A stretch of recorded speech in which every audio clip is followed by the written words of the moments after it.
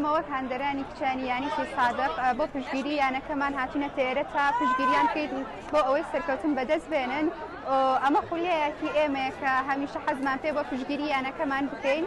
دەرکەوتنی خانمان لێرەیە کەمێک سەختتر بوو، بەڵام ئێستا لە چاو پێشووترە زۆر ڕووی لە پێشکەوتن کردووە، نەک ئەوەی تەنها کەمێک ئامادە بێ، بەڵکو لە ئێستایە شوێنێکی تایبەت بۆ خانمان ئامادە کراوە.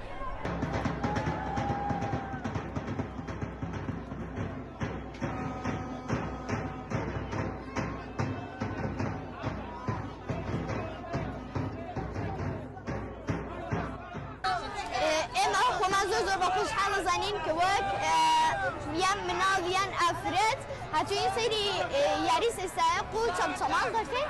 زۆر خۆمان بە خۆشحاڵ دەزانین کە سێسایق بردیوە لە چەمچەماڵ. بەڕاستی زۆر خۆم بە خۆشحاڵ دەزانم کە هەتا وەکو ئێستا سەیری ئەم یاریە دەکەم و سێسایق بردیوە و زۆرم پێ خۆش بوو. ماوەی 3 ساڵم سەیری ئەم یاریانە دەکەم.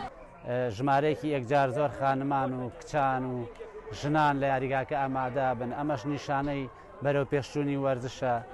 دیارە ئافرەتانیش، خانمانیش، ژنانیش، کچانیش هەمویان مافی خۆیانە بێنە یاریگاکان و بەشدار بن بۆ بینینی یاریەکان. و ئینشاءڵڵا ئەمە هەوڵش ئەدەین لە ئایندەیەکی نزیک داوا بکەین تیپی خانمانیش دابنین بۆ ئەوەی ئەوانش بە فعلی بەنە ناو کایەکە و لە ناو وەرزشەکەیە هەبن.